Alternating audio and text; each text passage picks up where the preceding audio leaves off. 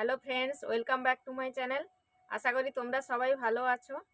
আজকে আমি নতুন ধরনের তালের পিঠা রেসিপি শেয়ার করব। আর কীরকম তালের পিঠা করি তা জানার জন্য তোমরা আমার ভিডিওটি দেখতে থাকো প্রথম থেকে শেষ পর্যন্ত। চলো তাহলে ভিডিওটা শুরু করি। এই পিঠেটি তৈরি করার জন্য আমি এখানে 500 গ্রাম চালের গুঁড়ি ও 200 গ্রাম সুজি নিয়েছি। তো সবগুলোকে আমি এখন ভেজে নেব। সবগুলো উপকরণ খুব ভালোভাবে ভেজে নেব। যখন দেখব হাত দিয়ে চাপ দিলে দলা পাকে যাচ্ছে, তখন বুঝতে হবে আমার গুঁড়িগুলো ভাজা হয়ে গেছে। এবার নামিয়ে নিয়েছি। এবার দিয়ে দিচ্ছি এতে 1 চামচ বেকিং পাউডার, দিয়ে ভালো করে মিশিয়ে নেব। এরপর দিয়ে দিচ্ছি কিছুটা কোরানো নারকেল।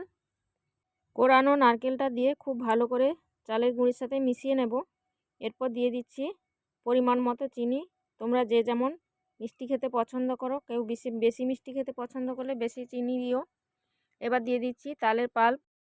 এই তালের পাল্পটি আমি আগে থেকে গরম করে ঠান্ডা করে নিয়েছি। এবার তালের পাল্প ও চালের গুঁড়ি ও সুজির মিশ্রণটা খুব ভালো করে মিশিয়ে নিচ্ছি।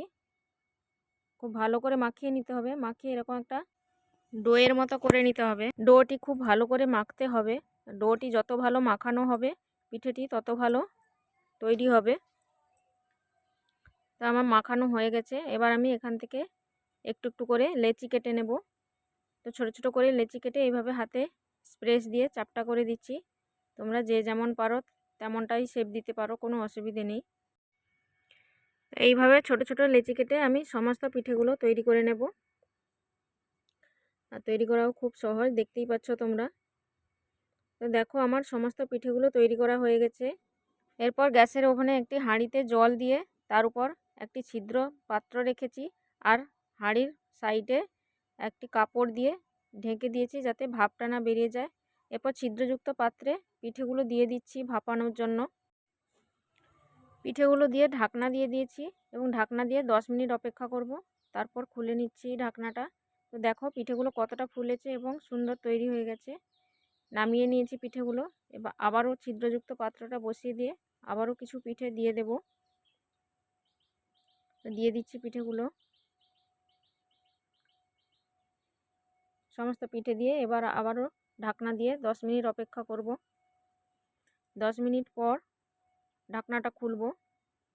দেখতে পাচ্ছ পিঠেগুলো কত সুন্দর হয়ে ফুলেছে। তো দেখো এইভাবে আমি সমস্ত পিঠেগুলো তৈরি করে নিয়েছি। আর পিঠেগুলো কতটা ফুলকো ফুলকো হয়েছে, খেতেও কিন্তু দারুণ টেস্টি হয়েছিল। এখানে একটা কথা বলে রাখি, যখন ছিদ্রযুক্ত পাত্রটা হাঁড়ির উপর বসাবে তখন একটু তেল ব্রাশ করে নিও। তো বন্ধুরা, আমার রেসিপিটি ভালো লাগলে লাইক করো, কমেন্ট করো আর আমার চ্যানেলটিকে সাবস্ক্রাইব করে আমার পাশে থেকো। আজকের ভিডিওটি এখানেই শেষ করছি।